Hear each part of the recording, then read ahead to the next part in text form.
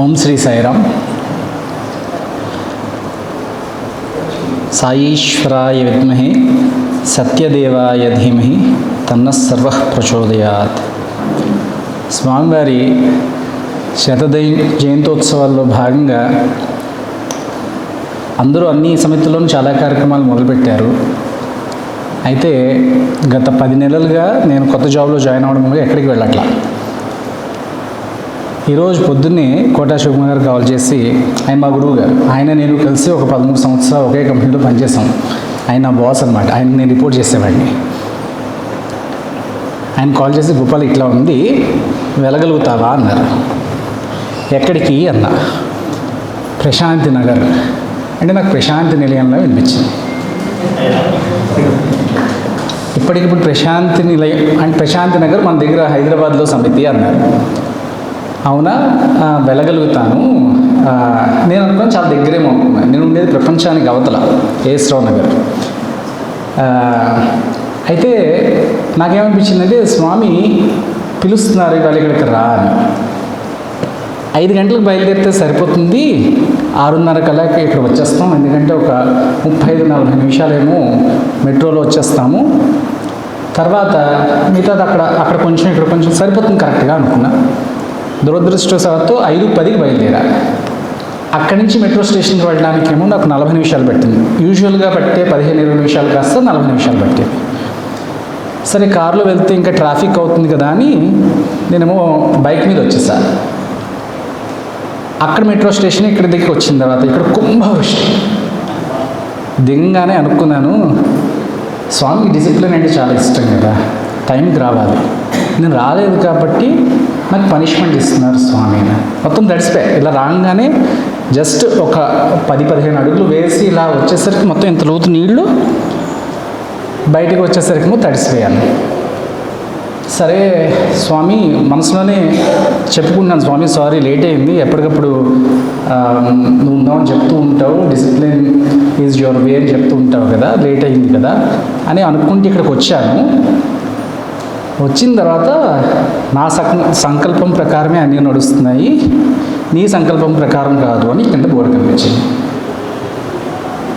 అంటే నేను లేట్ రావడం కూడా ఆయన సంకల్పమైనది. అయితే నేను అనుకున్నాను, ఎందుకు ఇలా ఇస్తున్నారు స్వామి, నాకు ఈ స్టేట్మెంట్ ఎందుకు చెప్పారని ఆలోచిస్తే, ఆయన ఇచ్చిన పనిష్మెంట్ కాదు, అది వర్షం కాదు, హర్షం. నేను వస్తున్నాను స్వామి దగ్గరికి అని తల్లి దగ్గరికి పిల్లాడు వస్తే ఎంత ఆనందిస్తుందో తల్లి, స్వామి అలా అంత ఆనందించారు అనడానికి కుంభవృష్టి.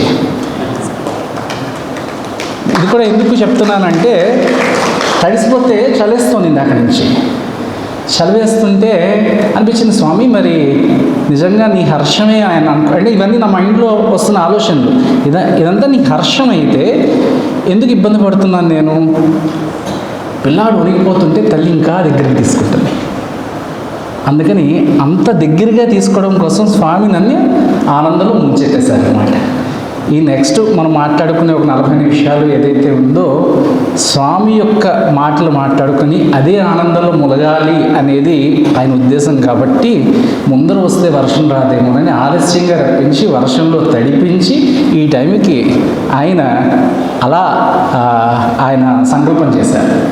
అందుకని మన తప్పేం లేదు, అంతా ఆయనే. పలికించేది భాగవతమట, పలికించడి విభుండు రామభద్రుండట, నీ పలికిన భవహరం ఉన్నట, పలికిన వేరుండు కాదు పలుకుటేలా అని పోతన గారు రాశారు. చాలాసార్లు నాకేమనిపించేదంటే, ఎందుకు ఇంత డౌట్ఫుల్గా రాశాడు ఈ పద్యం అనిపిస్తుంది. పలికిడిది భాగవతం అట అంటే భాగవతం కాదు, ఆయనకు తెలీదా?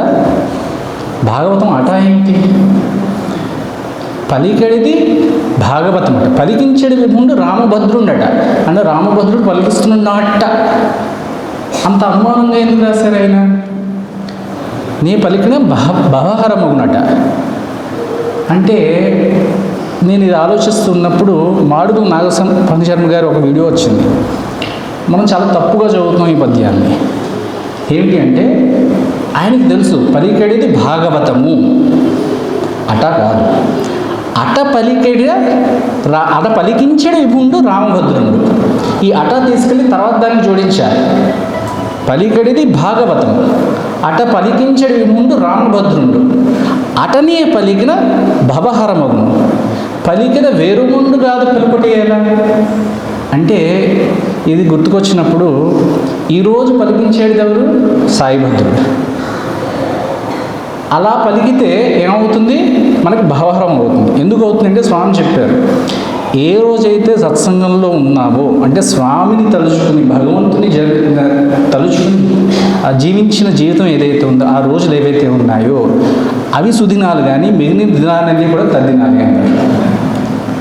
అందుకని ఈరోజు చాలా సుదినం, ఎందుకంటే స్వామి గురించి మనం మాట్లాడుకుంటున్నాము.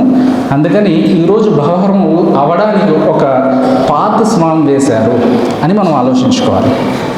అయితే వస్తూ అనుకున్నాను, చాలామంది జనాలు ఉంటారేమో వినడానికి, ఏం మాట్లాడాలి, ఎలా చేయాలి అనేది పాయింట్స్ రాస్తున్నాం అనుకున్నాను. నాకు ఈ పద్యం గుర్తొచ్చింది. నువ్వు మాట్లాడేవాడు నువ్వు కాదు కదా, మాట్లాడించేది ఆయన. ఏది మాట్లాడించాలనుకుంటున్నావో అది వస్తుంది అని అనుకున్నాను. ఇక్కడికి వచ్చి చూసిన తర్వాత 30 మంది జనాలు చూసేసరికి ఒక పద్యం గుర్తొచ్చింది. గంగి గోవు పాలు గరిటెడైనవి చాలు, కడవడైనవి కరము పాలు.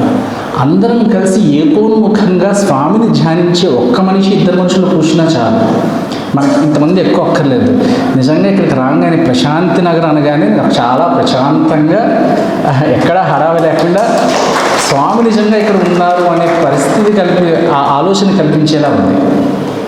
అందుకని ఈరోజు స్వామి పలికించిన 4 మాటలు పలకాలని అనుకుంటున్నాను.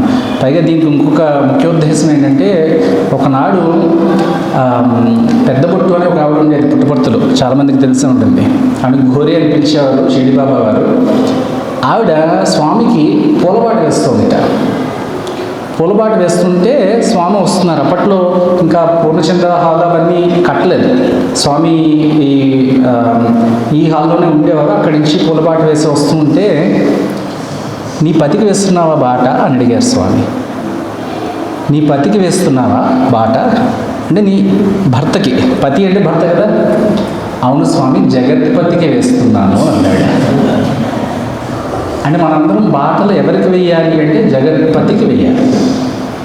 దానికి మనం చేసే సత్సంగం చాలా మార్గం అవుతుంది.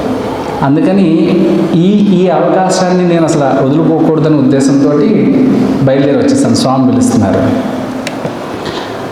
ఆవిడ ఏం చేసేవారంటే, స్వామి ఎప్పుడైతే షిరిడి బాబా అవతారమే సత్యసాయి బాబా గారి అవతారం అని ఎప్పుడైతే తెలుసుకుందో, ఆవిడ హరికథలు చెప్పేది అన్నీ వదిలేసి పుట్టపర్తికి వచ్చి కూర్చుంది.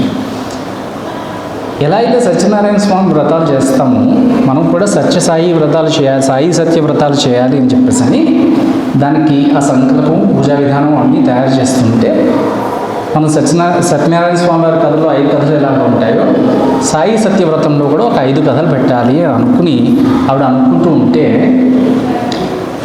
ఆలోచిస్తుంటే ఏం కథలు రాయాలి, ఎలా రాయాలి. స్వామి అన్నారట, ఏవో కథలు ఎందుకు రాస్తావు, నా కథలే రాయాలి అని అన్నప్పుడు నాకు ఏమనిపించిందంటే, ఈరోజు కూడా ఏదో కథ ఎలా చెప్తాం, నా కథే చెప్తాను. ఎలా స్వామి నాతో గడిపిన క్షణాలు చెప్తే మళ్ళీ పునశ్చరణ చేసుకుంటే మళ్ళీ ఆ రోజులు ఈరోజు మళ్ళీ నేను లివ్ చేసిన అనుభూతి వస్తుంది కదా, అందుకని అవే మళ్ళీ చెప్దాము అని అనిపించింది. అయితే నా నేపథ్యం చెప్తాను. మా తండ్రి గారు బాబావారికి చాలా ఎగెయిన్స్ట్గా ఉండేవారు పెళ్ళైన కొత్తలో. అయితే స్వామివారిని ఎప్పుడు కూడా బురుడి బాబా, బుట్టు బాబా అనేవారు, ఎప్పుడు నమ్మేవారు కాదు. మా మదర్ మాత్రం ఎప్పుడు భక్తిగా అట్లా ఉండేది. ఎందుకంటే మా పెద్దమ్మ గారు, మా అమ్మ వాళ్ళ పెద్దక్క గారు చిన్నప్పటి నుంచి కూడా ఈ భజనలు వెళ్ళడం అది చాలా అలవాటుగా ఉండేది. మా అమ్మ ఏమో మా నాన్నగారికి తెలియకుండా భజనకి అది వస్తుండేది. ఆఫీస్కి వెళ్ళిపోయిన తర్వాత భజనకి వెళ్ళి ఇలా వచ్చేయడం అట్లా. మా నాన్నగారికి ఒక ఫ్రెండ్ ఉండేవారు దగ్గరలోనే. ఆయన స్వామి భక్తులు. ప్రతిరోజు ఆయన ఇంటికి చదువుకోవడానికి వెళ్ళేవారు పెళ్ళికి ముందు. ఒక్క గురువారం తప్పించి. ఎందుకు? గురువారం ఆయన ఇంట్లో భజన జరిగేది, అందుకోసం వెళ్ళేవారు కాదు. మిగతా రోజుల్లో వెళ్ళి వచ్చేస్తున్నప్పుడు ఒకసారి అనుకోకుండా గురువారం అక్కడికి వెళ్ళడం తటస్థించింది. ఈయన అప్పుడే భజన అయిపోయి ప్రసాదం ఇచ్చేశారు. ఈయన వెళ్ళి అక్కడికి వెళ్ళంగానే విపరీతమైన విభూతి వాసన వచ్చింది కాదు. మొత్తం ఇల్లంతా చాలా పెద్ద మండువా ఇల్లు అనమాట. అటువైపు గోదావరి జిల్లాలో మండువా ఇళ్ళు బాగా ఉంటాయి. మండువా ఇళ్ళు అంటే మధ్యలో ఇంటికి మధ్యలో అది ఉంటుంది, పైనుంచి వర్షం అవన్నీ పడుతుంటే చుట్టువార గదులు అట్లా ఉంటాయి. పెద్ద ఇల్లు అనమాట మండువా ఇల్లు మొత్తం సుగంధం వ్యాపించేస్తుంది, విభూతి వాసన. ఈయన బయటకు వచ్చి, ఎలా నువ్వు వచ్చావా, నీతో పాటు స్వామిని తీసుకొచ్చేవరా, ఇల్లంతా విభూతి వాసన వచ్చేస్తుంది అనగానే ఎందుకు ఆయన మైండ్లో అది టర్నింగ్ పాయింట్ లాగా అయ్యి, అప్పుడు స్వామి గురించి తెలుసుకోవడం, అసలు ఏమిటి స్వామి ఎవరు ఎక్కడుంటారు అని తెలుసుకుని ఈ రోజు దాకా మీరు నమ్మరు, స్వామి తప్పిస్తే వేరే దైవం తెలియదు మాకు మా ఇంట్లో. ఇప్పుడు అమ్మ నాన్న మేము చాలా చిన్న పిల్లలు. నాకు డిగ్రీ వచ్చేదాకా వేరే పుణ్యక్షేత్రానికి వెళ్ళలేదు, పుట్టుపడితే తప్పిస్తే. తిరుపతి కూడా డిగ్రీ వెళ్ళిన తర్వాత వెళ్ళాం. అంత స్వామి మమేకమైపోయారు మా జీవితంలో. మొట్టమొదటిసారి నేను స్వామిని చూసింది నా 8వ ఏట. అప్పటికి ఇంకా సాయి కులోన్ సభా మండపం కట్టలేదు, ఇజగ్లో ఉండేవాడు. అయితే ఇప్పటికీ నాకు మైండ్లో ఉండే ఆ మెమరీ ఏంటంటే, ఆ తీపి గుర్తు, స్వామి నడుస్తూ వస్తున్నప్పుడు నాకు చిన్నవాడిని కదా, నిక్కర వేసుకుని కూర్చున్నాను. ఒక ఫారినర్ పక్కన కూర్చుంటే నాకు ఇదంతా బాగా మండిపోతుంది, వేడి సమ్మర్ హాలిడేస్లో వెళ్ళాను. ఆయన ఒళ్ళో కూర్చోబెట్టుకుంటే స్వామి నడుస్తూ వస్తే ఇంత జుట్టు ఇంత మొహం చూస్తే పక్కనే మా నాన్నతో అంటున్నాను, నాన్న స్వామి అచ్చు ఫోటోలో ఉన్నట్టే ఉన్నారే. అంటే నాకేమిటంటే, కృష్ణుడు చూస్తే ఓకే కృష్ణుడు ఇలా ఉంటాడేమో, వేరేలా ఉంటాడేమో, మనం అయితే గీసుకున్న బొమ్మ, మనం ఎప్పుడు చూడలేదు. రాముడు ఇలా ఉంటాడేమో ఉండడో తెలీదు, మనం గీసుకున్న బొమ్మ. స్వామి భగవంతుడు అని ఆల్రెడీ మైండ్లో పడిపోయింది కదా. సో భగవంతుడు మన ఫోటోలో ఎలా చూస్తాం, బయట అలాగే ఉన్నాడే అని అంతకుమించి నాకేం గుర్తులేదు. కానీ ఆ మెమరీ మాత్రం ఈరోజు దాకా గుర్తుంది. తర్వాత మళ్ళీ చూసింది ఎప్పుడు 8th క్లాస్ 9th క్లాస్ ఆ టైంలో బాల వికాస్ ర్యాలీ ఒకటి జరుగుతుంటే, అప్పటికి సాయి సభ మండపం కట్టారు. మేమందరం పూర్ణచంద్రవాడ నుంచి ఆ ర్యాలీస్ వేసుకుంటూ, అంటే ఒక్కొక్కళ్ళు ఒక్కొక్క డ్రామా టైప్లో వేసుకుంటూ, మేము మహల్సాపతి షిడి సాయి చావిడోత్సవం ఇదంతా వేసుకుంటూ, ఆ డ్రామా వేసుకుంటూ అక్కడి నుంచి నడుచుకుంటూ వచ్చాం. ఇలాగే వర్షం, విపరీతమైన వర్షం, అక్కడ అందరం తడిసిపోయాం. ఇలాగే తడిసిపోతూ స్వామి దగ్గరికి వచ్చాం. సో ఈరోజు అదే గుర్తొస్తుంది మళ్ళీ. నేను స్వామి దగ్గరికి అక్కడి నుంచి ఇక్కడికి వచ్చేటప్పుడు ఎలా అయితే స్వామి అక్కడ తడిపేశారో, ఇప్పుడు కూడా అంతే. ఎక్కడి నుంచి ఇక్కడికి వచ్చేటప్పుడు స్వామి తడిపేశారు. కరెక్ట్గా మందిరం ముందరకు వచ్చేసరికి మొత్తం ఇలా కారిపోతుంది మాకు. పిల్లలందరూ తడిసిపోయి జారిపోతారు, పడుకోకుండా కూర్చోండి అన్నారు స్వామి. కూర్చున్నాం. ఇన్ని చాక్లెట్లు ఇచ్చి పంపించారు. అయిపోయిన తర్వాత ఈరోజు కూడా ఏం చాక్లెట్లు ఇస్తారో చూడాల్సిన స్వామి. అయితే స్వామి మీద ఆ రోజు భక్తి అని నేను అనలేదు, కానీ ఒక ఫ్యాంటసీ. స్వామిని చూస్తే దగ్గరికి వెళ్ళాలనిపించడం, ముట్టుకోవాలనిపించడం. అక్కడ స్వామి ఎదుర్కొంటే నేను ఇంకొక అబ్బాయి కొట్టుకున్నాం. అంత అజ్ఞానం అనమాట. 8th క్లాస్లో ఉండగానే నా చాక్లెట్లు వాడి తినేసాడు, వాడి చాక్లెట్లు మీద అంత. అంటే స్వామి ఒక ఫ్యాంటసీ. స్వామి నాకు ఇచ్చారు నావే, స్వామి నాకు ఇచ్చారు నావే. అంతేగాని స్వామి నిజంగా భగవంతుడా కాదా అన్న ఒక స్ఫురణ ఇంకా స్థిరపడలేదు నాకు చిన్నతనం. కాకపోతే స్వామి దగ్గర ఉండాలి అనేది ఒక కోరిక బాగా ఉండేది. అప్పుడు తెలిసిన విషయం ఏంటంటే, స్వామి దగ్గర ఇన్స్టిట్యూషన్స్ ఉన్నాయి, ఇక్కడ చదువుకోవచ్చు. ఎలా చదువుకోవాలి, ఎలా అప్లై చేయాలి, ఎలా వెళ్ళాలి అంటే, ఫస్ట్ క్లాస్లో ఎంట్రీ ఉంటుంది, మళ్ళీ 11th క్లాస్లో ఎంట్రీ ఉంటుంది, మధ్యలో ఎంట్రీ ఉండదు. అప్పటికే 8th క్లాస్లో ఉన్నాను కాబట్టి నాకు ఎంట్రీ లేదు. సరే ఇంకో 2 సంవత్సరాలు అయితే ఎంట్రీ వస్తుంది. సో 11th క్లాస్కి అప్లై చేశాను, రాలేదు. మనం చదివే మార్కులకి ఎంట్రన్స్ ఎగ్జామ్ కూడా మనం క్లియర్ చేయలేకపోయాం. సరే పోలే కష్టపడి డిగ్రీకి అప్లై చేసాం, రాలేదు. ఇంకొన్న ఒక్క అవకాశం MBA. అప్పటికి ఇంకా PhD ఇంట్రడ్యూస్ చేయలేదు. సరే అక్కడ అప్పుడు ఏంటంటే MBA MFM 2 కోర్సులు ఉన్నాయి. MBAకి MFMకి ఏది వస్తే అది చేసేద్దాం ఫస్ట్ అని అప్లై చేసాం. 2 రిజెక్షన్ లెటర్లు వచ్చాయి. అయిపోయింది, ఇంకా స్వామి నాకు దగ్గర తీసుకునే అవకాశమే లేదు అని అనుకున్నాను. దానికి ముందర చిన్న సంఘటన చెప్పాలి. నేను డిగ్రీ ఎప్పుడైతే నాకు అక్కడ రిజెక్షన్ లెటర్ వచ్చిందో, నేను హైదరాబాద్ వచ్చి చదువుకోవాలని ఇక్కడికి వచ్చి చదువుకున్నాను. ప్రగతి మహావిద్యాలయంలో చదువుకున్నాను నేను 3 ఏళ్ళ డిగ్రీ. శివలో చాలా యాక్టివ్ మెంబర్గా ఉండేవాడిని. అప్పుడు లింగరాజు, గోబ్బాయి వీళ్ళందరూ ఉండేవాళ్ళం. చాలా సర్వీసెస్ చేసేవాళ్ళం. ఇంక స్వామి అంటే పిచ్చి. ఎలాంటి పిచ్చి అంటే కాలేజ్ ఎగ్గొట్టేసి మేము 3 రోజులు గ్రామ సేవలకి అట్లా వెళ్ళిపోయేవాళ్ళం. అయితే అప్పట్లో శివంలో మా యూత్ గ్రూప్లో ఈ బ్రదర్స్ అనేవాళ్ళు, స్వామికి నువ్వు సరిగ్గా చదువుకోకపోతే నచ్చదు, అందుకని ఫస్ట్ నువ్వు ఆ డ్యూటీ కంప్లీట్ చేస్తే అప్పుడు కానీ నువ్వు రావడానికి వీల్లేదు అని ఒక కండిషన్ పెట్టారు. చాలా బాగా చదివేస్తాం మనం, అసలు నీకు తెలియదు నేను ఎంత బాగా చదువుతున్నాను అని మొత్తం ఒక పిక్చర్ ఇచ్చి వాళ్ళందరికీ కూడా స్వామి కార్యక్రమాలన్నింటికి ఎక్కడ పడితే విజయనగరం, పార్వతీపురం ఇట్లా గ్రామ సేవలకి ఎక్కడ పడితే అక్కడికి వెళ్ళిపోయేవాళ్ళం. 2002 డిసెంబర్ 7వ తారీఖున పుట్టపర్తి వెళ్ళాము. అందరం కలిసి ఒక 30 మంది స్వామి యూత్ మెంబర్స్ అందరూ కలిసి వెళ్ళాము. 6వ తారీఖు సాయంత్రానికి వచ్చాం. 7వ తారీఖు మార్నింగ్ లైన్లో కూర్చున్నాం. అప్పటికి సత్సాయి యూత్ అంటే హైదరాబాద్ యూత్ శివం గ్రూప్ అనగానే ఒక ప్రత్యేకమైనటువంటి ఒక స్టేటస్ ఉండేది. వాళ్ళకు ఒక ప్లేస్ కూడా ఇచ్చి అక్కడ కూర్చోబెట్టేవారు.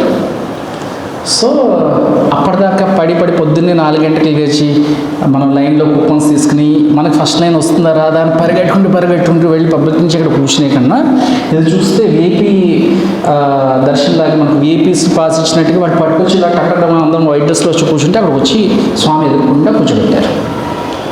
బాగుంది ఇదేదో అని అనుకున్నాను. అయితే సెకండ్ లైన్లో నేను కూర్చున్నాను, ఫస్ట్ లైన్లో గోబ్బాయి ఈ సీనియర్స్ అందరూ కూర్చున్నారు. స్వామి నడుచుకుంటూ వచ్చారు. వచ్చి ఇలా చూసి, వచ్చారా, కలర్స్ ఎక్కువయ్యాయి మీకు అని వెళ్ళిపోయారు. అర్థం కాలేదు కలర్స్ ఎక్కువ అవడం ఏమిటి అలాగనే స్వామి వెంటనే గోబ్బాయి వీళ్ళందరూ కూడా వాళ్ళకి అర్థమైంది. ఎందుకంటే స్వామి లాంగ్వేజ్ ఎప్పటి నుంచో వస్తున్నారు. స్వామికి కోపంగా ఉంది. We're not doing enough service and then we're not coming enough times. మనం ఎన్నిసార్లు రావట్లేదు, మనకి స్వామికి దగ్గరగా ఉండట్లేదు. స్వామి ఏదో ఇండికేట్ చేస్తున్నారు. So we'll have to correct ourselves, మనం కరెక్ట్ చేసుకోవాలి అనే ఉద్దేశంతో వెంటనే దర్శనం అయిపోయిన తర్వాత లేదు మనం ఒకసారి గోకులానికి వెళ్ళి సర్వీస్ చేద్దాము, తర్వాత ఏమో చిరంజీవిరావు గారి దగ్గర నుంచి మనం మెసేజ్ పంపిద్దాము స్వామి మాట్లాడండి అని. సో మెసేజ్ పంపించారు చిరంజీవిరావు గారితో. మేము అందరం వెళ్ళి గోకులంలో సేవ చేయడం మొదలుపెట్టాము. ఎలా అంటే ఒక అండర్వేర్ బనీను వెళ్ళి పైన ట్యాంకులన్నీ దిగిపోయే లోపలికి గోకులంలో అక్కడ ఇది పేడ ఇవన్నీ మొత్తం ఎత్తేసి ఆవులని కడిగేసి మొత్తం అంతా క్లీన్ చేసేసి ఇంక గట్టిగా సాయీశ్వర విద్మహి చదువుతూ తెగ ఆనందంగా చేస్తున్నాం సేవ. కరెక్ట్గా 12:30కి మెసేజ్ వచ్చింది మాకు, ఇవాళ స్వామి మధ్యాహ్నం మాట్లాడతారట అని. ఒళ్ళంతా పేడకం. అప్పట్లో స్వామి 2-2:30 కల్లా వచ్చేవారు దర్శనానికి. మేమేంటి ఇక్కడి నుంచి ఉరుక్కుంటూ వెళ్ళి షెడ్స్లో ఉండేవాళ్ళం. అప్పట్లో వెనకాల ఆ షెడ్స్ పరిగెట్టుకుంటూ వెళ్ళి స్నానాలు చేయాలి, భోజనం చేయాలి, రావాలి. No time. స్వామి 2ంటికి వస్తున్నారంటే కనీసం 1:30కైనా మేము అక్కడికి వెళ్ళిపోవాలి. అయ్యింది 12:30. వెళ్ళడానికే 1/2 గంట పడుతుంది షెడ్ల దగ్గరికి. స్నానాలు చేయాలి. సరే ఇంక అందరం ఒక్కొక్కడు ఎలా ఇద్దరు కలిసి ఒక్కొక్క బాత్రూంలో కలిపి దూరం స్నానాలు చేసేసి పరిగెట్టుకుంటూ వచ్చాం.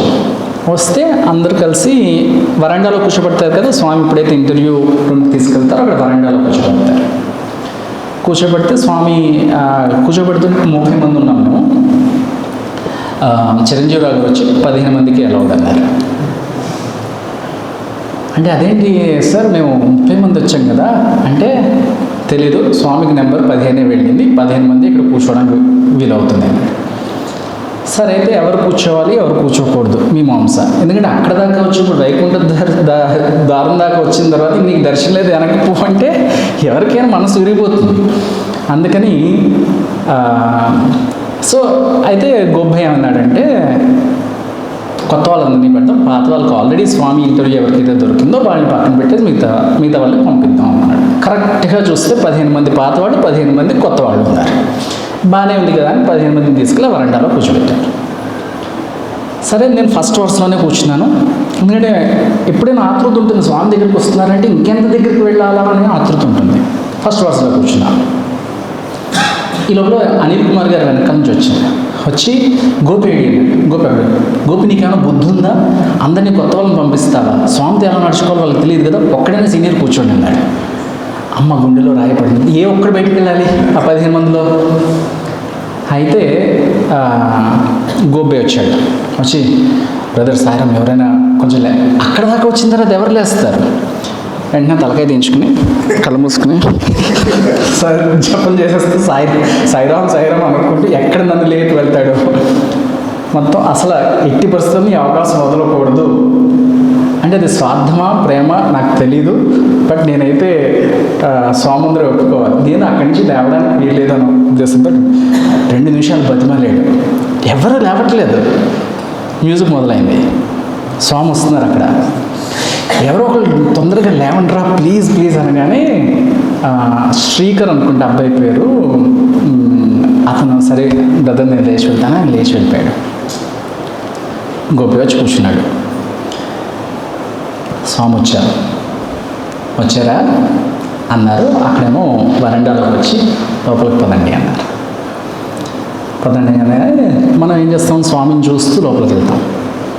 ఆ వరండాలో మీరు చూస్తుంటే ఇప్పుడంటే స్లోప్ వేస్తారు, అప్పుడు చిన్న మెట్టు ఉండేది వరండా మీద, ఇట్లా అంత మెట్టు, ఆ చిన్న అంతే మెట్టు ఉండేది. స్వామి ఆ మెట్టు మీద నుంచున్నారు.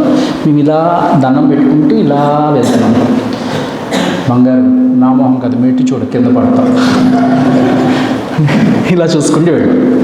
లోపలికి వెళ్ళాం. మేము అనుకున్నాం లోపల ఒక ఇంద్రభవనం లాగా ఒక పెద్ద హాలు, స్వామి కూర్చోడానికి సింహాసనం ఇవన్నీ ఉంటాయి అనుకున్నాం. చిన్న గది, గట్టిగా కూర్చుంటే ఒక 15 మంది హాయిగా కూర్చోవచ్చు. ఇంతే గది అన్నమాట. ఇంతకన్నా గది ఉంది. మేము 15 మంది వెళ్ళాం. 15 మంది వెళ్ళిన తర్వాత లోపల చూస్తే ఆల్రెడీ 30 మంది ఉన్నారు. అక్కడ హైదరాబాద్ నుంచి ఒక 30 మంది అడ్వకేట్స్ని పిలిచారు స్వామి. వాళ్ళు ఉన్నారు, వాళ్ళ ముందరే వెళ్ళారు. ఎవరు వెళ్తుంటే నేను ఇంకా అనుకుని చాలా పెద్ద హాల్ ఉంటుందేమో అనుకున్నాను. ఆ 30 మంది ఆల్రెడీ కూర్చున్నారు. మేము 15 మంది వచ్చాం. ఆ 15 మందిలో అందరూ ఇరుకురుగ్గా కూర్చుంటే వెనకాల నుంచోవడానికి ప్లేస్ లేక కూడా గోబ్బాయి వీళ్ళందరూ కూడా మేము అందరం నుంచున్నాం. ఒక 10 మంది వెనకాల నుంచున్నాం. ఇంకా స్వామి లోపలికి రావడానికి కూడా ప్లేస్ లేదు. ఓకే, అంటే నేను అడిగాను, ఇంకా స్వామి లోపలికి రాలేదు. వీళ్ళప్పుడు అడిగాను గోబ్బాయిని, స్వామి ఎలా వస్తారంటే గోడ జరుగుతారులే అన్నాడు. అంటే అప్పుడెప్పుడు స్వామి లోపలికి వచ్చినప్పుడు ఇలా గోడ జరిపితే విశాలమైంది. నేను ఐ వాజ్ వెయిటింగ్ అనమాట. గోడ ఇప్పుడు ఎలా జరిపిస్తే పెద్దదైపోతుందా అని అనుకున్నా. అంటే సరదాగా అన్నాడు అతను, కానీ నిజంగా అయిందిట. ఆల్రెడీ ఒకసారి స్వామి ఇట్లా బాగా ఇరుగా కూర్చుంటే ఇలా అనగానే గోడ జరిగింది అని చెప్పేసి నన్ను గోడ జరుపుతారులే అన్నారు. అంటే అమ్మ అవునా అయితే చూడాలి ఇది అని అనుకున్నా. నమ్మరు, గోడ జరగలేదు, ఏం జరగల. స్వామి ఇలా లోపలికి రాగానే నాకు దారి ఏంటి బంగారు అన్నారు. యమున నది కృష్ణుడి కోసం పాయలు చీలిపోయినట్టున ఒక 2 పాయల్లో మేము చీలిపోయాం. అప్పటిదాకా ప్లేస్ లేదు కదా, వెనకాల నుంచున్నాం కదా, అందరం విడిపోయాం. స్వామి ఇలా నడుస్తున్నారు. వచ్చి సింహాసనం మీద ఇలా కూర్చోబోతూ మళ్ళీ ఇలా లేచి దారి ఏంటి బంగారు అన్నారు. అమ్మ అయిపోయిందా, వెళ్ళిపోతారా ఇప్పుడు అనుకున్నా. ఇలా వచ్చి అక్కడ స్విచ్ బోర్డు ఉంటే ఫ్యాన్ వేసి సుఖంగా కూర్చోండి అన్నారు. అంటే మనం లోపలికి వచ్చిన తర్వాత ఒక అతిథిని ఇంటికి పిలిస్తే ఎలాంటి మర్యాద చేస్తామో స్వామి అలాంటి మర్యాద చేస్తారు. వచ్చి కూర్చున్నారు. నేనేమో మెల్లిగా ఇరుక్కుంటూ ముందుకు వచ్చి కూర్చున్నాను. ఇలా అనుకుంటూ కొంచెం చిన్నగానే ఉండేవాడిని. డిగ్రీ 2nd ఇయర్ చదువుతున్నాను. జరుపుకుంటూ స్వామి ముందరికి వచ్చేసా. ఒక 2 లైన్ల ముందర ఇంకెవరో ఉన్నారు, నేను కూర్చున్నాను. ఇంతే, స్వామిగా అక్కడ కూర్చున్నారు, నేను ఇక్కడ కూర్చున్నాను. ఇంకా ఆనందం కావట్లేదు మైండ్లో. ఇంకెంతకన్నా అదృష్టం లేదు, అయిపోయింది ఇక్కడితో మనకి మోక్షం, ఇంకా ఏవేవో ఆలోచనలు అయిపోయింది, దీని తర్వాత ఇంక జీవితం లేదు, ఇంక మొత్తం ఏవో నడుస్తుంది నా మైండ్లో. స్వామి కూర్చుని ఏదైనా అడగండి బంగారు చెప్తాను అంటే, ఏం అడుగుతాం స్వామి మీరే చెప్పండి అని వెనకాల నుంచి ఎవరు ఉన్నారు. వెనకాల గోపిని చూసి కూర్చోరా అన్నాడు. గోపి మీకు తెలుసు, ఎవరైనా చూస్తుంటే గోపి కొంచెం హెల్దీగా ఉంటాడు చక్కగా. అయితే కూర్చోరన్నాడు. అంటే స్వామి ప్లేస్ లేదు స్వామి, తినేసి బాగా ఊరిపోయావు, ఇక్కడ కూర్చోడానికి ప్లేస్ ఎక్కడ ఉంటుంది అన్నాడు. స్వామి తగ్గడానికి ప్రయత్నిస్తున్నాను స్వామి అన్నాడు. అందరు గొల్లు నవ్వారు. తగ్గడానికి ప్రయత్నిస్తున్నాను స్వామి అంటే, తినేది శుభ్రంగా తినేస్తూ తగ్గమంటే ఎలా తగ్గుతావు? నేను చూడు 108 pounds అష్టోత్తర శతనామాలు అప్పటి నుంచి ఇప్పటిదాకా ఒక్కలానే ఉన్నాను అన్నారు. స్వామి అందరూ అలా అనేసరికి అందరూ నవ్వారు. అప్పుడు అందరూ ఏదో రకంగా అన్నీ అడ్జస్ట్ చేసుకుని కూర్చున్నారు. 45 మంది చక్కగా కూర్చున్నాం. అయితే నా కేసు ఇలా తీక్షణంగా ఆ డైలాగ్ అయిన తర్వాత ఈ డైలాగ్ తీక్షణంగా ఇలా చూసి, ఏ డాన్సర్ ఎక్కడి నుంచి వచ్చావు అన్నారు. అంటే స్వామి మన అమలాపురం స్వామి అన్న. నేను 10 ఏళ్ళ పాటు డ్యాన్స్ నేర్చుకున్నాను. క్లాసికల్ డ్యాన్స్ నేర్చుకుని 10th క్లాస్ దాకా చేసి ఆపేశాను. అంతకుముందరే హిమాయత్ నగర్ సమితిలో ఆ ప్రోగ్రామ్స్ అయినప్పుడు అంతకుముందే మళ్ళీ చాలా ఏళ్ల తర్వాత మళ్ళీ డ్యాన్స్ చేసి స్వామి దగ్గర అట్లా చేయడం అట్లా మొదలుపెట్టాను అనమాట. ఏం డ్యాన్సర్ ఎక్కడి నుంచి వచ్చావు ఇలా చూసాను. స్వామి అమలాపురం నుంచి. కొంచెం ఇంకా తీక్షణంగా కళ్ళు చిన్న చేసి ఇలా చూసి కొంచెం ముందర పొంగి, ఈసారైనా పాస్ అవుతావా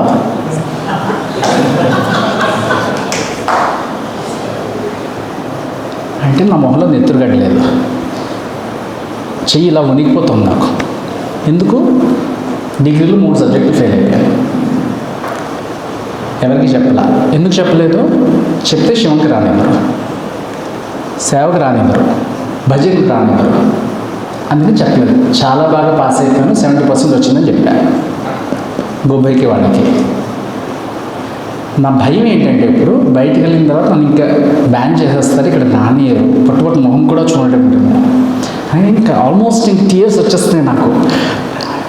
ఎందుకంటే somehow there was inseparable feeling between God and you. అక్కడ దాకా వచ్చి యు ఆర్ ఎలిజిబుల్ ఫర్ మోక్షం. ఇంకా నువ్వు భగవంతుడిలో లీనమైపోతావని కాదు కదా, నీ టర్న్ కాదు, వెనక్కి వెళ్ళిపో అంటే ఎలా ఉంటుందో అలాంటి ఫీలింగ్ అనమాట. రేపటి నుంచి ఇంకా స్వామి దగ్గరకు రానియరు, వీళ్ళు పుట్టుపడికి రానియరు, శివంకి రానియరు. ఆల్మోస్ట్ టీయర్స్ వచ్చేస్తున్నాయి, చేతులు వణికిపోతుంది. మళ్ళీ వితిన్ 2 సెకండ్స్లో పాపం చదువుతావు కదా కానీ గుర్తుండవు అన్నారు. అంటే టు మేక్ మీ పీస్ఫుల్ అన్నమాట. నా మైండ్లో ఇంకా చాలా ఇదైపోతుంది. చెవులు ఇలా వేడికిపోయి, చెవులు రెడ్ అయిపోయి నాకు. అంటే అవును స్వామి అని దగ్గరికి వెళ్ళిపోయాను. అమ్మ నాన్నకు కూడా చెప్పలేదు కదా. అండ్ మొత్తం బండారం అంతా బట్టబయలు చేసేస్తున్నారు స్వామి. ఆపితే బాగుంటుంది స్వామి, చాలు నాకు తెలుసు, నీకు తెలుసు, నీకు అన్నీ తెలుసు, నాకు తెలుసు, అందరి ముందర పెట్టేయగలను. అమ్మ నాన్నకు చెప్పలేదు కదా. చెప్పలేదు స్వామి అంటే చాలా తప్పు, నీ మీద చాలా ఆశలు పెట్టుకున్నారు, నువ్వు అలా చేయడం కరెక్ట్ కాదు అంటే, స్వామి ఎంత చదివినా మర్చిపోతున్నాను స్వామి. ఇలా కొట్టి ఈసారి గుర్తుంటుందిలే అన్నారు. ఆ గుర్తు ఇప్పటికీ ఉంది. ఇంకా ఈరోజు ఇప్పుడు అనుభవానికి నాకు మళ్ళీ వస్తాను. స్వామిని ఇలా కొట్టిన గుర్తు నాకు ఇంకా ఇప్పటికీ అనుభవానికి వస్తాను. సో బాగా చదువుకున్నాను, ఈసారి పాస్ అవుతావు అన్నారు. ఫస్ట్ ఇయర్, సెకండ్ ఇయర్ అన్నీ ఏవైతే ఫెయిల్ అయిపోయానో అవన్నీ కలిపి థర్డ్ ఇయర్లో పాస్ అయిపోయాను. ఇంకో ఏడాది ఎక్స్టెండ్ కాకుండా ఆ 3 ఏళ్లలో డిగ్రీ కంప్లీట్ అయిపోయాను. సో ఇదేమైందంటే నా మైండ్లో స్వామి నిజంగా భగవంతుడు అన్న ఒక ఈ స్థితిని తీసుకొచ్చింది. అప్పటిదాకా ఏదో ఒక ఫ్యాంటసీ స్వామి అంటే, స్వామి ఫ్యాంటసీ కాదు, ఆయన రక్తమాంసాలతో నడుస్తున్నటువంటి పరమాత్ముడు, పరబ్రహ్మ స్వరూపం. మన కోసం ఆయన పైనుంచి దిగి వచ్చాడు. ఆనందబాలుడే ఈ నందబాలుడే తన వారి రక్షించ తరలి వచ్చి. సో అనేది స్థిరపడింది. స్వామి దగ్గర 5 ఏళ్ళు మ్యూజిక్ కాలేజ్లో విద్య పూర్తి చేసుకున్నాం. కానీ దానికన్నా ముందర ఈ ఎంట్రీ మ్యూజిక్ కాలేజ్లోకి ఎలా వచ్చిందో చెప్తా. అంటే ప్రతి స్థితిలోనూ స్వామి హీ హ్యాస్ గైడెన్స్. నా సంకల్పమే కింద దాకా నేను చదివింది ప్రతిసారి రూఢి చేస్తున్నాను, మళ్ళీ మర్చిపోతున్నావు కదా నేను చెప్తున్నాను, నువ్వు కాదు ఆలోచించేది నేను అనేది చెప్పడం కోసం. హిమాయత్ నగర్ సమితిలో ఇవన్నీ కార్యక్రమాలన్నీ చాలా గొప్పగా చేసేవాళ్ళం. ఫీవర్ హాస్పిటల్లో 150 మందికి వంటలు వండి నేనే వండి తీసుకువెళ్ళేవాళ్ళం. గ్రూప్ తోటి భజన చేసేవాళ్ళం, సేవలు చేసేవాళ్ళం. ఇలా ఉంటే స్వామి బయటికి ఇంటర్వ్యూ అయిపోయి బయటకు వచ్చిన తర్వాత అందరికీ విభూతి పొట్లాలు ఇస్తారు. వెనకాల ఒక బొట్టు పట్టుకుని వస్తే ఇలా తీసుకుని వస్తారు. విభూతి పొట్లాలు ఇలా వేస్తుంటే నేను లేచి, స్వామి మీ దగ్గర చదువుకోవాలనుంది అన్నా. అంటే చూద్దాం అని వెళ్ళిపోయారు. ఇప్పుడు ఈయన చదువుకోవడానికి అనుమతి ఇచ్చినట్ట ఇవ్వనట్ట? చూద్దాం అంటే చేద్దామనా తెలియదు మనకి. సో ఎప్పుడైతే MBA letter, MFA letter, rejection letter వచ్చిందో అయిపోయిందా అనుకున్నా. ఆ రోజు మధ్యాహ్నం పూట నాకు ఐ రిసీవ్డ్ సాటర్డే మధ్యాహ్నం అరౌండ్ 2 ఆ టైంకి నాకు లెటర్ వచ్చింది ఇంటికి. అసలు చాలా ఆతృతగా ఓపెన్ చేశాను. ఇంటర్వ్యూ ఈ టెస్ట్కి రండి అని పిలుస్తారేమో, ఇక బీన్ రిజెక్టెడ్ అని వచ్చింది. 2 వచ్చాయి, 2 రిజెక్టెడ్ వచ్చింది. ఇంకా అంటే ఐ బ్రోక్ డౌన్ అనమాట. విపరీతంగా ఏడ్చాను. ఏడ్చి స్వామి దగ్గర కూర్చుని ఏడ్చి పడుకుని పోయాను. మధ్యాహ్నం పూట ఒక కళ వచ్చింది. అయితే ఆ కళ్ళు ఒక వృత్తాకార బిల్డింగ్లో నేను కూర్చుని అదే ఇక్కడే ఏ ఫోటో అయితే పెట్టుకుని ఏడుస్తున్నానో అదే ఫోటో అక్కడ కూడా ఏడుస్తున్నాను. స్వామి వెళ్ళిగా వచ్చారు. వస్తే ఎందుకు బంగారు ఏడుస్తున్నాను? స్వామి 10th క్లాస్ చదువుకుందాం అనుకున్నాను, మీరు అవకాశం ఉందా? డిగ్రీ చదువుకుందాం అనుకున్న అవకాశం లేదు, పీజీకి అప్లై చేస్తాను అవకాశం లేదు, ఇంకేం చేయమంటారు, ఎప్పుడు తీసుకుంటారు డిగ్రీ? దానికి ఏడవడం ఎందుకు, నీకు సీట్ మ్యూజిక్ కాలేజ్లో పెట్టాగా అన్నారు. అంటే అంతే వెంటనే నాకు తెలియదు వచ్చింది. ఈ మ్యూజిక్ కాలేజ్ ఏంటి నాకు తెలియదు. అప్పటిదాకా మ్యూజిక్ కాలేజ్ ఒకటి ఉందన్న సంగతి నాకు తెలియదు. సరే ఇదేదో మ్యూజిక్ కాలేజ్ ఉందని ఎవరికో తెలిసిన వాళ్ళకి ఫోన్ చేస్తాను. ఏమిటంటే ఇట్లా ఉంది, మ్యూజిక్ చదువుకోవచ్చు అంటే ఎన్నేళ్ళు కోర్సు, ఫౌండేషన్ 2 ఏళ్ళు, డిప్లొమా. సో ఇది ఎందుకు స్వామి పెట్టారంటే నేను అప్పటికి త్యాగరాజ స్వామి మ్యూజిక్ కాలేజ్ కోటిలో నేను సంగీతం నేర్చుకుంటున్నాను 3 ఏళ్ళ నుంచి. సరే ఇది బాగానే ఉంది కదా, చిన్నప్పటి నుంచి స్వామి భజనలు, హార్మోని నేర్చుకున్నాను, భజనలో పాల్గొంటాను, నాకు కూడా సంగీతం అంటే ఇంట్రెస్ట్ ఉంది. స్వామి దగ్గర ఉండడానికి ఏ మార్గం అయితే ఏంటి? దాని స్వామి ఇష్టం, స్వామి ఆయనే చెప్తున్నప్పుడు మనం వెళ్ళి జాయిన్ అవ్వడానికి ఏంటి ప్రాబ్లం అని మా అమ్మ నాతో మాట్లాడారు. ఎందుకు నేను పీజీ చేయాలి, జనరల్గా ఎక్స్పెక్టేషన్ ఏముంటుంది, మగపిల్లలు అయితే పీజీ అయిపోయిన తర్వాత మంచి జాబ్ జాయిన్ అవ్వాలి, వీడియోని డిగ్రీ చేసిన తర్వాత వెళ్ళి మ్యూజిక్ నేర్చుకుంటా అంటాడు, అదేమైనా కూడు పెడుతుందా ఏం పెడుతుందా? జనరల్గా ఇంట్లో ఉండే ఇది. సో నాన్నకి ఫోన్ చేశాను, నాన్న ఇట్లా మ్యూజిక్ కాలేజ్ ఉందిట, నేను అప్లై చేద్దాం అనుకుంటున్నాను అంటే నీ ఇష్టం నాన్న అన్నారు. అయితే అప్పటికప్పుడు వెళ్ళి అప్లై చేశాను. 4-5 రోజుల్లో లాస్ట్ డేట్ కూడా ఉంది. నేను అప్లై చేయడం, నాకు ఇంటర్వ్యూ కాల్ లెటర్ రావడం, నేను ఇంటర్వ్యూకి వెళ్ళడం అయింది. పుట్టుపర్తి వెళ్ళాను. వెళ్ళి మళ్ళీ షెడ్లో దిగిన తర్వాత వాళ్ళు ఏదో చెప్పారు, ఒక అడ్రస్ చెప్పారు, విద్యాగిరిలో ఇక్కడ ఉంది అని రాసిచ్చారు. అది ఎప్పుడు వెళ్ళిన పుట్టుపర్తే, అది అక్కడ ఉందని సంగతి నాకు తెలియదు అసలు. వచ్చి చూస్తే ఆ వృత్తాకార భవనం ఏం కాదు, మ్యూజిక్ కాలేజ్. నేను కళ్ళలో మీరు చూసారు రౌండ్ బిల్డింగ్ ఉంటుంది అది, ఓకే అది మ్యూజిక్ కాలేజ్. అదేంటి స్వామి ఇక్కడ ఇలా చూపించారు అని అనుకున్నా. సరే లోపలికి వెళ్ళాను. ఇంటర్వ్యూ అయిపోయింది, సెలక్షన్ అయిపోయింది, ఫౌండేషన్లో సీట్ వచ్చింది. ఫస్ట్ రోజు ఏమవుతుందంటే కొత్తగా జాయిన్ అయిన వాళ్ళు స్వామి బృందావనం వెళ్తారు. June 1 నుంచి మనకి కోర్స్ స్టార్ట్ అవుతుంది. May 31 last, sorry I think March 31 is lost, April, May సెలవులు, June 1 నుంచి కాలేజెస్ స్టార్ట్ అవుతాయి. సో June 1 వచ్చి జాయిన్ అయిపోయాం. అరౌండ్ June 13th ఏదో గురు పూర్ణిక ముందర స్వామి బృందావనం నుంచి వస్తారు. సో స్వామి కోసం వెయిట్ చేస్తాం, వచ్చాం. ఫస్ట్ డే దర్శనం నేను పుట్టుపర్తి యాజ్ ఎ స్టూడెంట్. అప్పటిదాకా మళ్ళీ 4 గంటలకు వెళ్ళి టోకెన్లో కూర్చుని ఇదంతా చేసినప్పుడు ఇప్పుడు ఏమంటే చక్కని రాజ మార్గముండగా సందుల దూర నేల అని త్యాగరాజ స్వామి వారు పాడినట్టు చక్కటి రాజమార్గం ఇలా వస్తుంటే అందరూ స్టూడెంట్స్ అనగానే వెళ్ళిపోతుంది. అదొక ఎగైన్ ఫ్యాంటసీ, అమ్మో స్టూడెంట్ అయితే ఇంత వాల్యూ ఉంటుందా అని అనుకున్నవాడు.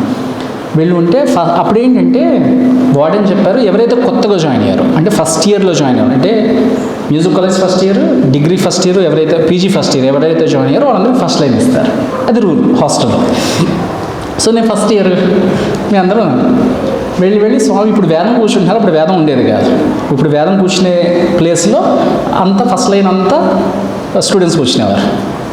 వెళ్ళి చక్కగా ఎవరితో పరిగెట్టక్కలేదు, ఎవరితో వాదులాడక్కలేదు, వెళ్ళి ఫస్ట్ లైన్లో కూర్చున్నాం. స్వామి వచ్చారు. వచ్చిన తర్వాత ఇలా చూసి, వచ్చావా, see that's how he plans. మనం అనుకుంటాము నేను వస్తున్నాను, నేను వెళ్తున్నాను, నేను చేస్తున్నాను. ప్రతిదీ ఆయన సంకల్పమే. ఈరోజు ఇక్కడికి రావడానికైనా, ఉన్నవాళ్ళు ఇక్కడ అందరూ వినడానికైనా ఆయన పిలిపించుకుంటేనే వచ్చిన వాళ్ళం, తప్పిస్తే మనం అనుకుంటే వచ్చిన వాళ్ళం కాదు. వచ్చేవా స్వామి అందుకే స్టూడెంట్ వచ్చిన తర్వాత కొన్ని నిబంధనలు ఉంటాయి. పబ్లిక్ చేస్తుంటే మనం వెంటనే వెళ్ళిపోవడం అట్లా ఉండదు. ముందరే చెప్తారు వార్డెన్ ఎట్లా నడుచుకోవాలో స్వామితోటి. ఎందుకంటే స్వామి discipline is very very important. స్వామి పిలిస్తేనే వెళ్ళాలి, స్వామి చెప్తేనే పాద నమస్కారం తీసుకోవాలి, స్వామి చెప్తేనే అక్కడి నుంచి లేవాలి, లేకపోతే సో స్టూడెంట్కి ఆ రూల్స్ అండ్ రెగ్యులేషన్స్ ఉంటాయి. ముందు అక్కడి నుంచినే వాళ్ళు ముందరే ఓరియంట్ చేస్తారు. లేదంటే స్వామికి కోపం వస్తుంది. ఎందుకంటే స్టూడెంట్స్ డిసిప్లిన్ లేకపోతే పక్క వాళ్ళకి ఏం చెప్తారు, మనం నా స్టూడెంట్స్ అని చెప్పుకుంటున్నాం కదా అన్న ఒక ఉద్దేశం. అందుకని అక్కడి నుంచే దండం పెట్టుకున్నాం. 5 ఏళ్ళు 5 నిమిషాల్లో అయిపోయాయి. ఎందుకు అయిపోయాయి అంటే, ఎప్పుడైతే మనకి ఇష్టమైనది ఉందో అది తొందరగా అయిపోతుంది, కష్టంగా ఉందో అది చాలా లేట్గా అవుతూ ఉంటుంది. అవును. అందుకని స్వామి దగ్గర వచ్చినప్పుడు చాలా అనుభవాలు ఉన్నాయి. ఒక్కొక్క దానికి వెళ్తుంటే ఓ రోజు 2 రోజులైనా మనం మాట్లాడుకోవచ్చు. కానీ మెయిన్ హైలైట్స్ నా అనుభవంలోకి వచ్చిన హైలైట్స్ మాత్రం మనం మాట్లాడే ప్రయత్నం చేస్తాను. 5 ఏళ్ళు 5 నిమిషాలు అయిపోయిన తర్వాత బయటకు వచ్చేస్తున్నాం. ఇంకా రావాల్సిన పరిస్థితి చాలా భారంగా. ఆ లాస్ట్ ఇయర్ మాత్రం నేను బృందావనం కూడా వెళ్ళిపోయాను. ఎందుకంటే తర్వాత as a student, X student అవుతాం. కరెంట్ సీఎంకి ఎక్స్ సీఎంకి చాలా తేడా ఉంటుంది. వాళ్ళకు వచ్చినంత మర్యాద ఇవి ఎక్స్ స్టూడెంట్కి రావు. వెళ్ళొచ్చు, కానీ ముందర కూర్చోవడానికి అన్నిసార్లు అవకాశం దొరకదు. అందుకని ఏం చేసామంటే లాస్ట్ ఇయర్ కూడా బెంగళూరు వెళ్ళాం. బృందావనంలో కూడా స్వామి దర్శనం, అక్కడ సంభాషణ అన్నీ అయిపోయిన తర్వాత చాలా తృప్తికరంగా మళ్ళీ ఇంటికి బయలుదేరచ్చు.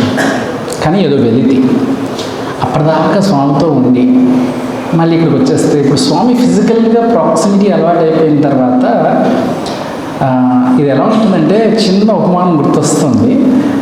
చిన్నపిల్లాడు ఆడుకుంటూ ఉంటాడు బొమ్మలతోటి, అక్కడ అమ్మ లోపల వంట చేసుకుంటూ ఉంటుంది, పట్టించుకోలేదు. ఎప్పుడైతే అమ్మ పక్కన లేదు అన్న ఫీలింగ్ వచ్చిందో, ఎన్ని బొమ్మలు ఉన్నా అనవసరం అమ్మ అని ఏడుస్తూ ఉంటాడు, అమ్మ వచ్చి హత్తుకునేదాకా. సో మనం ఈ ప్రాపంచిక విషయాల్లో పడిపోతాం. పక్కన ఈ బొమ్మ అది దాంతో ఆడుకుంటూ ఉండేందుకు సరదాగా ఉంటుంది. బొమ్మలు చాలా ఫ్యాంటసీగా ఉంటాయి కదా, సో ఇందులో పడతాం. కానీ ఎప్పుడైతే మనకి ఇక్కడ ఈ వెల్త్ కనిపించిందో, అరే అమ్మ ఇక్కడ లేదు, కనిపించట్లేదు అన్న ఒక భయం వచ్చిందో, వెంటనే అమ్మ పిలుస్తాం. సో మనసు అలాగే క్యాక్ పెట్టింది మా అందరికీ. ఏంటి వెలితి, స్వామి దగ్గర ఉన్నాం కదా, ఏం చేయాలి, ఇన్నాళ్ళు ఉన్నాం, ఇప్పుడు బయటకు వచ్చేసాం, ఏం చేయాలి అంటే, ఆకాశాత్ పతితం తోయు యథా గచ్చతి సాగరం. అంటే పైనుంచి పడిన నీరు మొత్తం అంతా తిరిగి ఎట్లా అయితే వెళ్ళిందో సాగరానికి, మళ్ళీ ఆ నీరు ఎక్కడి నుంచి వచ్చింది సాగరానికి.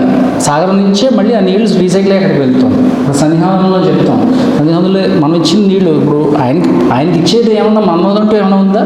ఆయన ఇది ఇచ్చింది కాకుండా ఏది ఆయన సమర్పించినా, మనం పండు సమర్పించాం, ఎవరిచ్చారు? మనం సృష్టి చేయలేదే, ఆయన సృష్టి చేసింది. ఆయన ప్రసాదంగా పెడతాం, మనం తింటున్నాం. సో ఆయనకు సమర్పించేది ఏదైనా సరే ఆయన ఇచ్చిందే తప్పిస్తే నా అంతటి నేను ఇవ్వగలిగింది ఏదీ లేదు అనేది అర్థమయ్యి, స్వామి నువ్వు ఇచ్చిన సంగీతాన్ని మళ్ళీ నీ పాదాలకి అర్పించాలి అనేటువంటి ఒక ఉద్దేశంతో సనాతన వైభవం అనే సంస్థను స్థాపించి, భాస్కర్ మూల పురుషుడు దానికి మెయిన్ ఫౌండింగ్ మెంబర్ తను నేను కలిసి స్వామి 85వ పుట్టినరోజుకి 85 కార్యక్రమాలు చేశాం. ఆంధ్ర రాష్ట్రం అంతగా, అప్పుడు ఇంకా తెలంగాణ ఆంధ్ర విడిపోలేదు, మొత్తం ఆంధ్ర రాష్ట్రం కలిపి 85 కార్యక్రమాలు చేశాం. అయితే మీరు నంబరు, అప్పుడు ఇంకా పెళ్లి కాలేదు. జస్ట్ 2008 నుంచి మొదలుపెట్టి 2010 లోపల చాలా కార్యక్రమాలు చేశాం. అయితే ఎలా చేసేవాళ్ళం అంటే, మేము 3 గంటల ప్రోగ్రామ్, ఒక్కొక్కటి 6ంటికి కూర్చుంటే 9 దాకా స్టేజ్ మీద పాడడం, తర్వాత మధ్య మధ్యలో స్వామి యొక్క అనుభవాలు ఎలా ఉన్నాయని చెప్పడం. సో మాకేమిటి, అప్పటికి నేను జాబ్ జాయిన్ అయ్యాను. నేను వెళ్ళగలిగితే ఒక 15 రోజులు 20 రోజులు సెలవు పెట్టుకుని సమ్మర్ హాలిడేస్లో వెళ్ళేవాడిని బాగా ఎక్కువ. మిగతా రోజుల్లో కూడా అయ్యేవి తక్కువ. సమ్మర్ హాలిడేస్లో మాత్రం 2 నెలల సమ్మర్ హాలిడేస్ వరుసగా ప్రతిరోజు ఎక్కడొక్కడ ప్రోగ్రామ్స్ ఉండేవి. ఎందుకు అంటే, మిగతా పిల్లలందరికీ సమ్మర్ హాలిడేస్లో పుట్టుపక్క నుంచి వస్తారు, కరెంట్ స్టూడెంట్స్ కూడా ఎక్స్ స్టూడెంట్స్ కలిసి ప్రోగ్రామ్స్ చేసేవాళ్ళు. సో ఒకనాటి గోదావరి జిల్లాలో జరిగినటువంటి ఒక సన్నివేశం చెప్తాం. కాకినాడలో చేసాం ఒక ప్రోగ్రాం. మీకు తెలుసు, ఎవరైనా గోదావరి జిల్లాలో వెళ్ళారేమో ఉంటే ఆయన అడిగితే చెప్తారు. ఆదిత్య, స్నానం ఒక్కర్లా మనకి సమ్మర్లో నిత్య స్నానం. ఇలా నిల్చుంటే ఇట్లా ట్యాప్ నుంచి చుక్కలు కాకుండా ఇలా కారిపోతూ ఉంటుంది. ఇలా స్నానం చేసి ఇలా రాగానే 5 నిమిషాలకు మొత్తం ఒళ్ళు తడిసిపోయేంత చెమటలు పడతాయి. ఎందుకంటే అది సీషోర్ ఏరియా కదా, కొంచెం అట్లానే ఉంటుంది. సో పొద్దునంతా ట్రావెల్ చేయడం, సాయంత్రం ప్రోగ్రామ్ చేయడం, రాత్రి అక్కడ బస్ చేయడం, మళ్ళీ పొద్దున్నే ట్రావెల్ చేయడం, ఇది రోజువారీ పరిస్థితి. అయితే ఈరోజు ఇక్కడికి రాగానే నాకు ఎంత బాగా అనిపించిందంటే, స్వామి సింహాసనం అక్కడ వేశారు కదా, ఆ ఎత్తులో ఉంది. ఆ ఎత్తు ఒక స్టెప్ ఎక్కడం మనకేమీ ఇబ్బంది కాదు. కానీ ఆ పక్కనే ఒక రైలింగ్ లాగా పెట్టారు. ఎందుకు అంటే స్వామి నిజంగా చిన్న అడుగు వేస్తారు కాబట్టి ఆ మెట్టు ఎక్కడానికి నిజంగా బాగుంటుంది, పట్టుకుని ఎక్కడానికి ఉద్దేశం ఉంది. అంతేనా? అంటే స్వామి నిజంగా వస్తారు, అది పట్టుకుని ఎక్కుతారు అని ఉద్దేశమే కదా. సో మన అందరం స్వామి సింహాసనం వేసినప్పుడు అక్కడ కూర్చుంటారు అనే భావన మనకు ఉంటుంది. కానీ చెప్పండి, నిజంగా స్వామి కూర్చున్నారా? భావనేనా? ఈ సంగ్రహంతో మొత్తం మీ అందరికీ కళ్ళు తెరుచుకుంటే కూర్చున్నారు, ఖచ్చితంగా కూర్చున్నారు. ఎందుకో చెప్తా కదండి. మేము కాకినాడలో ప్రోగ్రామ్ చేస్తాం. అందరం యథావిధిగా తడిసిపోతున్నాం, ఎందుకంటే చెమట, విపరీతమైన చెమట. అయితే స్వామి పక్కనే ఒక ఫ్యాన్ పెట్టారు. స్వామి పక్కన ఫ్యాన్ పెట్టి సింహాసనం పక్కన మా వెనకాలేమో పెద్ద పెద్ద ఫ్యాన్లు పెట్టారు. పిల్లలు అలసిపోయి వస్తున్నారు, వాళ్ళకి కొంచెం సుఖంగా గాలి తగులుతూ ఉంటే బాగా పాడతారు. సో అందరం కూర్చున్నాం, 9 మంది కూర్చున్నాం ఇట్లాగా స్టేజ్ మీద. వెనకాల మీకు టెంట్ హౌస్లో దొరికే ఫ్యాన్లు ఉంటాయి కదా, పెద్ద పెద్ద ఫ్యాన్లు పెడితే మేము అన్నాం మాకు ఫ్యాన్లు వద్దు, ఎందుకంటే ఇది మైక్ లాగేస్తుంది, అందుకని అది డిస్టర్బెన్స్గా ఉంటుంది, ఫ్యాన్లు తీసిందమ్మా. తీసేస్తుంటే ఇంక ఇలా కారిపోతుంది. మేము తుడుచుకుంటున్నాం పాడుతున్నాం, అలా పాడుతున్నాం. పాపం కన్వీనర్ గారు చూసి పాపం పిల్లలు చాలా ఇబ్బంది పడుతున్నారు అని స్వామి సింహాసనానికి పెట్టిన ఫ్యాన్ మా వెంటకి తిప్పాడు. అంటే స్వామి లేరు అని ఉద్దేశం కాకపోవచ్చు, కానీ పిల్లలు ఇబ్బంది పడుతున్నారు అని ఉద్దేశం. ఓకే, సరే తిప్పారు. 3 గంటల కార్యక్రమం అయిపోయింది. హారతమని పిలిచారు నన్ను. హారతికి వెళ్ళి చూస్తే నా కళ్ళమ్మ నీళ్ళు వస్తున్నాయి. ఎందుకు ఏడుస్తున్నావు అన్నాడు. స్వామి సింహాసనం తడిసిపోయింది చూడండి అన్న. స్వామి సింహాసనం వెనకాల కింద తడిగా ఉంది.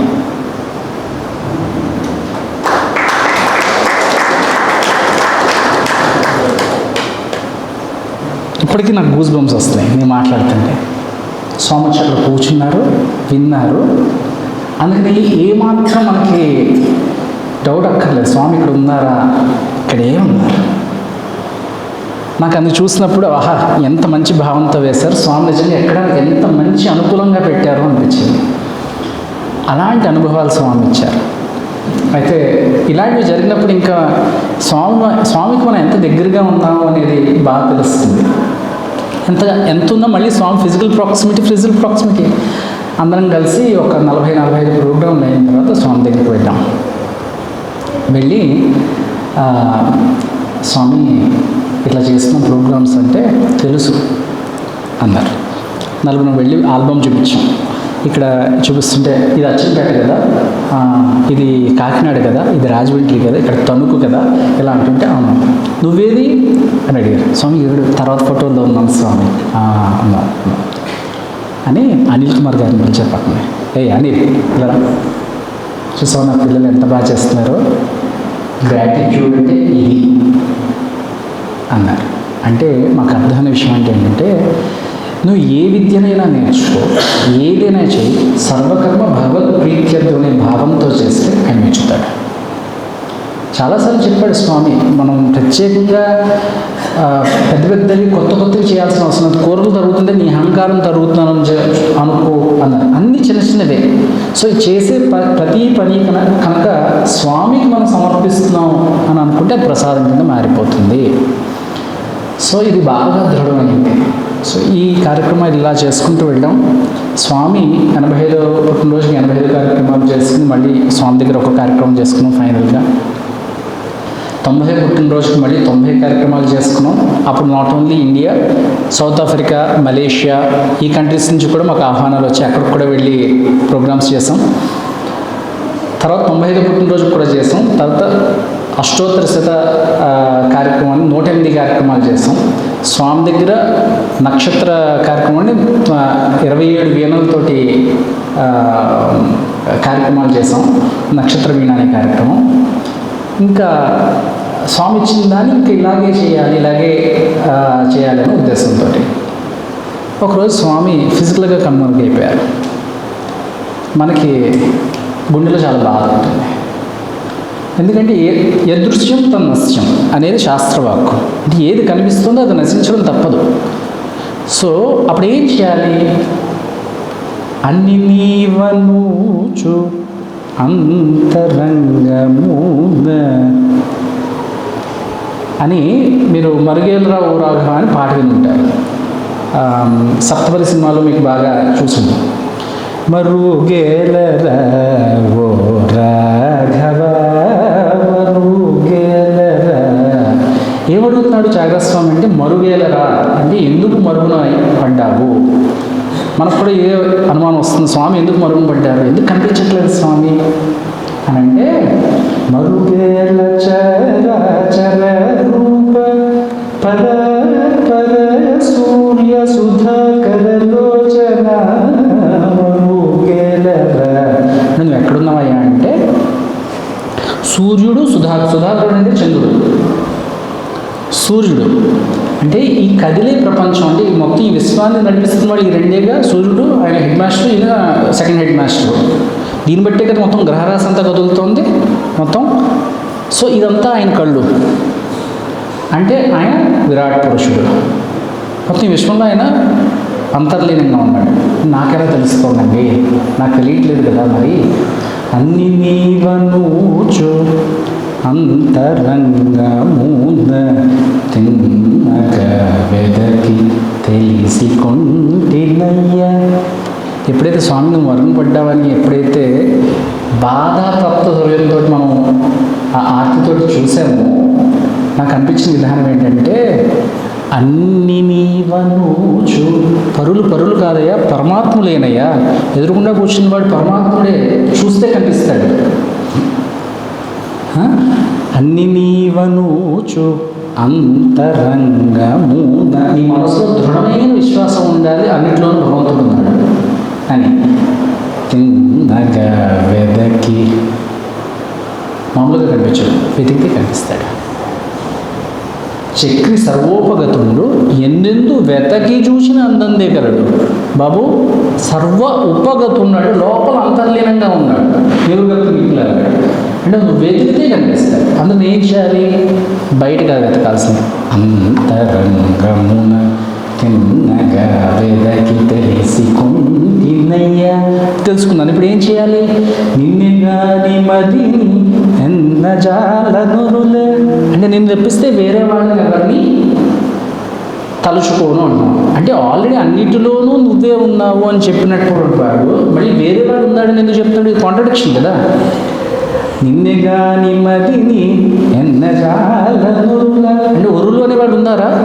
పరులు కాదయ్యా, పరమాత్ముడేనా. ఎదురుకుండా కనిపిస్తున్న వాడు స్వయం విష్ణు స్వయం పరమాత్మ అని ఎప్పుడైతే చెప్పామో ఎన్నగానో ఒరులా ఏంటి అంటే మనకి ఈ ద్వైతానికి అద్వైతానికి కొంత మీమాంస వస్తూ ఉంటుంది ఎప్పుడు కూడా. అంటే అన్నీ ఉన్నది ఒకటైనప్పుడు నాకు వేరుగా కనిపిస్తుంటాడు అప్పుడప్పుడు. అందుకు నాకు అహంకారం, పోటీతత్వం, ఈ రాజసం, తామసం ఇవన్నీ గుణాలన్నీ వస్తుంటాయి. కాబట్టి అలా వేరుగా కనిపించినా దాన్ని నేను ఒమిట్ చేసి నిన్ను మాత్రమే చూస్తాను. నిన్నుగా నీ మదిని ఎన్నజాలనురులా నన్ను బ్రోమయ్య జగరజనుత మరుగేలరా. సో ఇలా చూడకపోతే మరుగుపడతాడు, ఇలా చూస్తే మరుగుపడాడు. అందుకని ఇప్పుడు చూడాల్సింది ఏంటి అంటే అందరిలోనూ స్వామిని చూడటం. So my life is my message అని స్వామి చెప్పాడు. ఇప్పుడు your life is my message అన్నారు స్వామి. అంటే ఏంటి, నువ్వు నడుచుకునే విధానాన్ని బట్టి స్వామి ఓహో ఇలాంటి వాడు అని జనాలు అనుకుంటారు. అందుకని మనం ఎలా చూడాలి, అందరిలోని స్వామి చూడాలి. విశ్వం విష్ణు, మనం విష్ణు సహస్రనామం చదువుతాం. ఈ రెండే పదాలు, ఈ రెండు చాలు మనకి. మిగతా నామాలు అక్కర్లే. విశ్వం విష్ణువు వటకారో భూత భవ్య భవ ప్రభు, విశ్వం విష్ణు, విశ్వమే విష్ణువు, ఇది చూడాలి. కానీ ఇందులోంచి బయటపడడానికి, బయటికి వచ్చేసేయడానికి కొన్ని కారణాలు ఉంటాయి. ఏంటి అంటే, ఎందుకు ఈ దీటితో జోడిస్తున్నానో ముగించే ముందర అంటే, మ్యూజిక్ కాలేజ్లో ఉన్నాను కాబట్టి ఆ తత్వం కూడా బోధపడింది. మనకి చాలా కళలు ఉన్నాయి కానీ మ్యూజిక్ అంటే సంగీతం మాత్రం పరమాత్ముడికి చాలా దగ్గరగా తీసుకెళ్ళేటువంటి ఒక కళ. సో దీన్ని బాగా ఆకలింపు చేసుకున్న తర్వాత ఇంకా స్వామితత్వం బోధపడింది.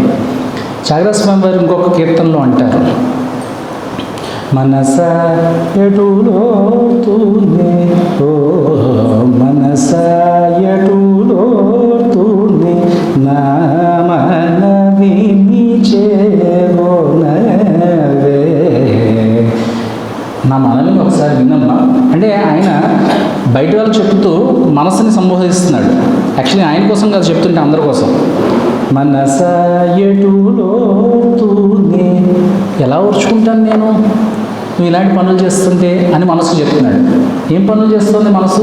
అందరి మనసు చేసేది అది. కలిగో రాజసతామస గుణములు గలవాణి చెలిమి. నువ్వు ఎవరితో స్నేహం చేస్తున్నావు? రాజసంతో తామసంతో చేస్తున్నావు. ఏం చేస్తాయి? రాజసం అంటే పోటీతత్వం. ఓహో వీడు 4 భజనలు పాడాడా, నేను 5 భజనలు పాడాలి. మొన్న ఆయన ఫస్ట్ భజన మా ఆయనకి ఇచ్చారు, అందుకని ఈసారి ఫస్ట్ భజన ఎలా అయినా నేనే పాడాల్సింది. ఓకే, ఆయన ఎత్తుకునే లోపల నేను ఎత్తేస్తాను. రాజసం అంటే పోటీతత్వం. ఇవన్నీ పోలేదు మనకి ఇంకా. కలిలో రాజసతామస గుణములు గలవాణి చెలిమి కలసి మెలసి తిరుగుచు మరి కాలము గడపగనే. నీ కాలం ఎలా వేస్ట్ చేస్తున్నాయా అంటే, ఈ రాజసంతో తామసం, ఈ గుణాలను నేను మనసులో ఆకలింపు చేసుకుని చేస్తున్నావు. ఎందుకు అంటే ఈ మైండ్ అనేది చాలా చాలా క్రిటికల్గా పనిచేస్తూ ఉంటుంది. అందుకే స్వామి అంటారు చాలాసార్లు, ఇది ఏంటంటే మంకీ మైండ్ అన్నారు స్వామి. ఎందుకు మంకీ మైండ్? ఏ డాంకీ మైండ్ ఇంకో మైండ్ అనొచ్చుగా. మంకీ ఎప్పుడు స్థిరంగా ఉండదు, ఎక్కడి నుంచి అక్కడికి, అక్కడి నుంచి ఇక్కడికి, ఇక్కడి నుంచి అక్కడికి ఎగురుతూనే ఉంటుంది. స్థిరంగా ఉండదు కాబట్టి మంకీ మైండ్. అందరూ తాగిందా? మ్యాడ్ మంకీ అన్నారు స్వామి. అలా కోతికి పిచ్చెక్కితే ఇంక ఎలా ఉంటుందో మనకి తెలుసుకోవచ్చు. సో నీ మనసు ఎలాంటిది అంటే మ్యాడ్ మంకీ లాగా. సో మంకీనే తట్టుకోవడం కష్టం, మ్యాడ్ మంకీని తట్టుకోవడం ఇంకా కష్టం. అక్కడితో ఆగిందా? ఆ డ్రంకడ్ మ్యాడ్ మంకీ అంటే ఆ మంకీ పిచ్చిది, పైగా తాగింది, ఇంకా దాన్ని ఇంకా పట్టుకోవడం కష్టం. సో అలాంటిది ఇంకెవరిని పట్టుకోవాలంటే ఆయన పాదాలను పట్టుకోవాలి. ఆయన పాదాలు పట్టుకుంటే ఇంక అన్నీ కుదురుతాయి. ఏ పిచ్చైనా తగ్గేది ఆయన పాదాలు పట్టుకుంటేనే తగ్గుతుంది. అందుకే ఇలాంటి మనసుని ఏం చేయాలి? కలసి మెలసి తిరుగుచు మరి కాలము గడపగనే సులభముగా కడతేరను. సులభముగా కడతేరను అంటే నేను కడతేర్చే మాత్రం చాలా ఈజీ ప్రాసెస్. సూచనలను తెలియజేయు. I'm giving you direction. సూచన చెప్తున్నాను, ఎలా నడుచుకోవాలి ఏంటి అనేది నేను చెప్తున్నాను. సులభముగా కడతేరను సూచనలను తెలియజేయు ఇలను త్యాగరాజు మాట వినవదేల గుణవిహీన మనస ఏడులో తుది నా మనవిని చేగోనలే.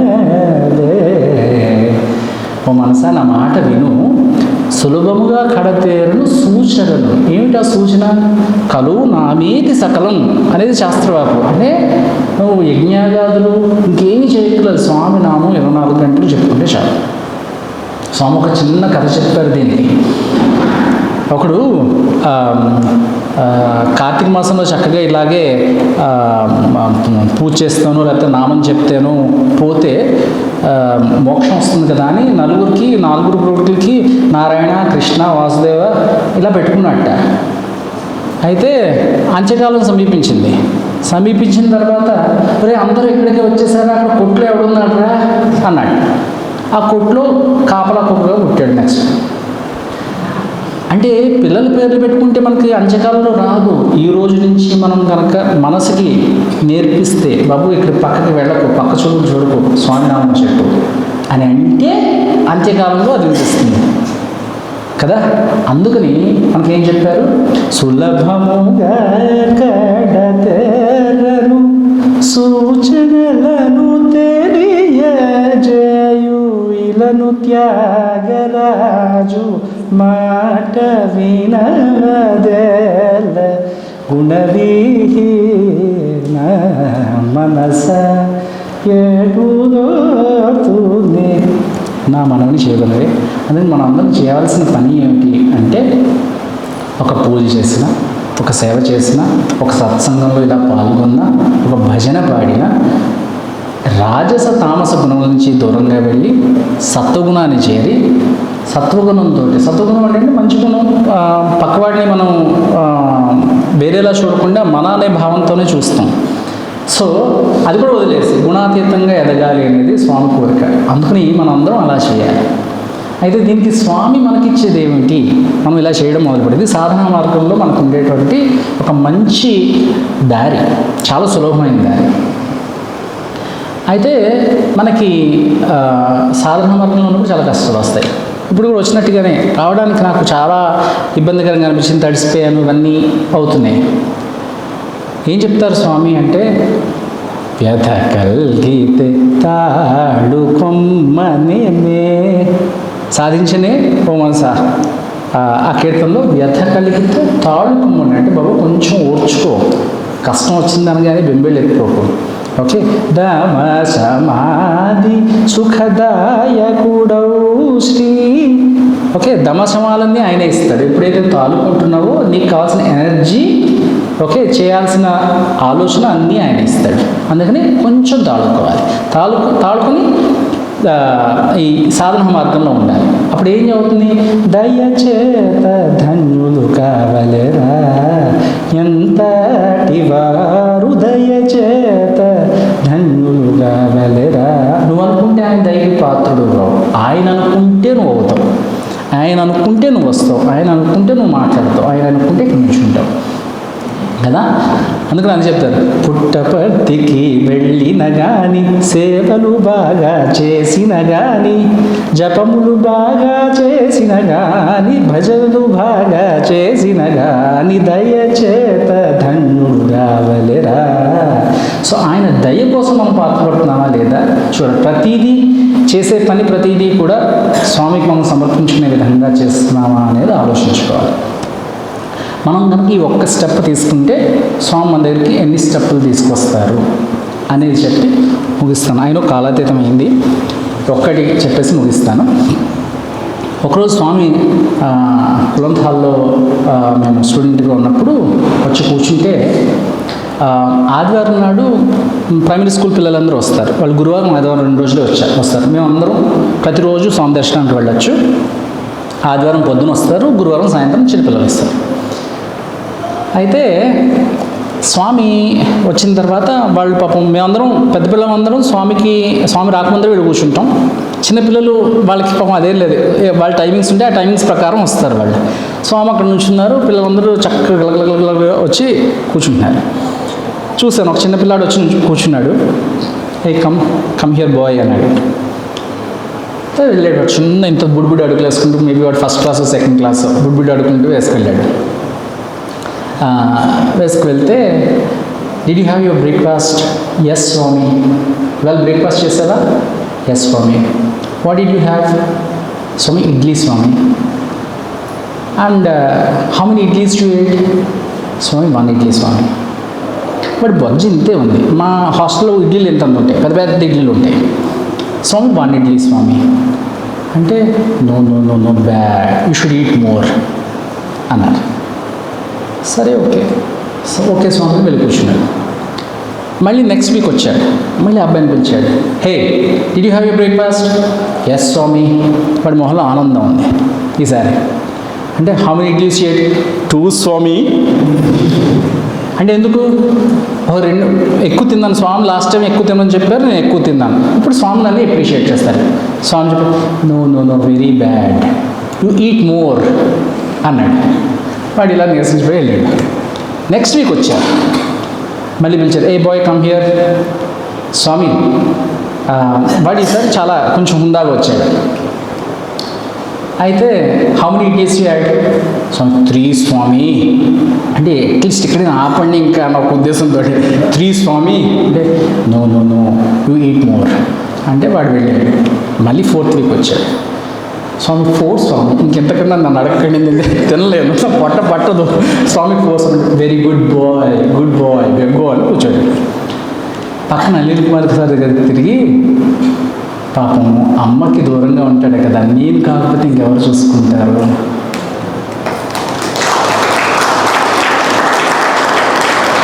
అది స్వామి ప్రేమ, 1000 తల్లుల ప్రేమ స్వామిది. అందుకని మనం ఏం చేస్తాం, మనం ఒక్క స్టెప్ తీసుకుంటే స్వామి ఏం చెప్తారు అనేది ఒక చిన్న శ్లోకం, సౌందర్యలహరిలో ఈ శ్లోకం చాలా నా మనసుకు దగ్గర అయిన శ్లోకం. ఇది చెప్పి స్వామి ఎలాంటి దయామూర్తి, మాతృమూర్తి అని చెప్పడానికి ఇది చాలా దగ్గరగా అనిపిస్తుంటుంది. సౌందర్యలలో 22వ శ్లోకం అనుకుంటే ఇది, భవానిత్వం దాసే మయి వితర దృష్టిం సకరుణాం ఇతిం స్తోత్రం వాంఛన్ కథయతి భవానిత్వం ఇతి తదైవత్వం తస్మై దిశతి నిజ సాయుజ్య పదవీం ముకుంద బ్రహ్మేంద్ర సుఖ ముక్త పరా నీరాజన పదాం. అంటే భవానిత్వం పై దాసే ఇతర దృష్టిం సకరుణాం ఇది స్తోత్రం వాంఛం కథయతి. అంటే అర్థం ఏంటంటే భవానీ అనే అర్థం ఏమిటి? భవస్య ఆణి అంటే భవుడి యొక్క భార్య, అమ్మవారు. ఓకే, దీనికి 2 అర్థాలు ఉన్నాయి. భవానీ అనే శబ్దానికి 2 అర్థాలు ఉన్నాయట. ఏమిటి అంటే మనం జనరల్గా చూస్తుంటే మాతృదేవో భవ, పితృదేవో భవ తెలుసు కదా. తర్వాత ఈ భవ శబ్దానికి అంటే అగుగాక అని ఉంది. అంటే తల్లే దైవము అగును అని చెప్పడం కోసం మాతృదేవో భవ. సో భవ శబ్దానికి క్రియావాచకం అగును అని అర్థం. నామవాచకం అంటే నౌన్ అయితే కనుక భవానీ అంటే పేరు. సో ఇది క్రియ అంటే వెర్బ్ అవుతుంది, యాజ్ వెల్ యాజ్ నౌన్ కూడా అవుతుంది. భవానీ అనేది వెర్బ్ అవుతుంది, నౌన్ అవుతుంది, అంటే క్రియ అవుతుంది, నామవాచకం కూడా అవుతుంది. ఇది గ్రంథంలో ఉండేవాడు.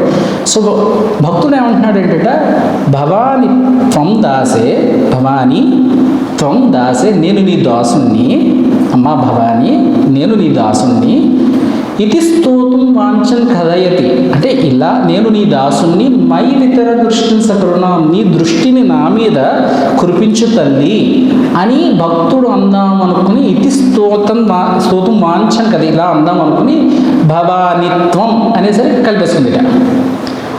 భవానిత్వం అనగానే అమ్మవారు ఆ భక్తుని మనలో కలిపేసుకుందిట. ఎందుకు? భవానీ అంటే అగుగాక అని అర్థం ఉంది కదా క్రియవాచకంలో. భవానిత్వం నేను, నువ్వు అగుగాక అని అర్థం. త్వం దాసే అందానికి త్వం అనేసరికి కలిపేసుకుందిట. అంటే అదేంటమ్మా కలిపేసుకున్నావు అని అంటే, నువ్వే కదరా అన్నావు, భవానిత్వం అన్నావు కదా, నేను నువ్వు అవ్వాలన్నావు కదా, నువ్వు కలిపేసుకున్నాను అందుకే అమ్మవారి లోపల నుంచి. అంటే అమ్మవారిలో కలిసిపోయిన తర్వాత వీడికి వచ్చిన రాజయోగం ఏమిటి అంటే ముకుంద బ్రహ్మేంద్ర పదం. వాళ్ళందరూ వచ్చి ముకుందుడు, బ్రహ్మ, ఇంద్రుడు వచ్చి అమ్మవారి పాదాలకి నమస్కారం చేసి వెళ్తున్నాడట. ఆ నమస్కారాలని భక్తుడు వస్తున్నాయి. ఎందుకు? ఇప్పుడు భక్తుడు భగవంతుడు వేరు కాదు కదా. సో భక్తుడు కలిసిపోయాడు కదా. అందుకని నువ్వు కనుక ఒక్క స్టెప్ తీసుకుంటే స్వామి దగ్గరికి ఆయన కలుపుకోవడం సిద్ధంగా ఉన్నాడు ఆయనతో. కానీ మనం ఆ స్టెప్ తీసుకోవడానికి రెడీగా ఉన్నాం.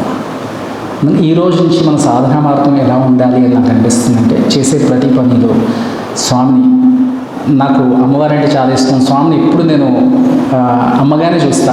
ఎప్పుడు స్వామి పురుషలింగంలో ఇప్పుడు చూడడానికి నాకు మనసు ఒప్పుకోదు. స్వామి అంటే 1000 తల్లుల ప్రేమ. ఎందుకంటే ఆయన మృదుత్వం కానీ, ఆ మాట్లాడే విధానం కానీ తల్లిలానే అనిపిస్తుంది. అందుకని నాకు అమ్మవారికి స్వామికి నాకేం డిఫరెన్స్ తెలియదు.